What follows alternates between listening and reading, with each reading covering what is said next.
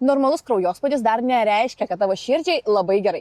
Dažniausiai, jei matome 120 ant 80, tai atrodo, kad galima ir į kosmosą, bet yra vienas labai svarbus kardiologinis rodiklis, apie kurį retai kalbama. Tai yra miokardo apkrovos indeksas, taip vadinamas dvigubas produktas. Šis rodiklis parodo, kiek darbo iš tikrųjų atlieka tavo širdis ir kiek deguonies reikia miokardui. Jis apskaičiuojamas padauginus širdies ritmą ir sistolinį kraujospūdį.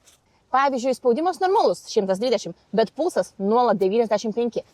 Dauginame ir gauname tokį rezultatą, o normalu būtų nuo 7 iki 9 tūkstančių. Tad net ir su normaliu kraujospūdžiu širdis gali patirti didelę apkrovą net ramybės būsenoje. Ir tai žinoma gali būti dėl streso, pervargimo, kofeino, miego trūkumo, nerimo, mažo fizinio aktyvumo ir didelio fizinio aktyvumo. Ilgainiui visi šie faktoriai didina riziką hipertenzijai, ritmo sutrikimams, širdies išsekimui ir staigiems širdelės protestams. O kągi daryti?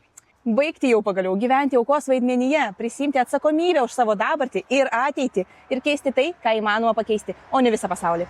Balanso, harmonijos ir ramios širdelės jums.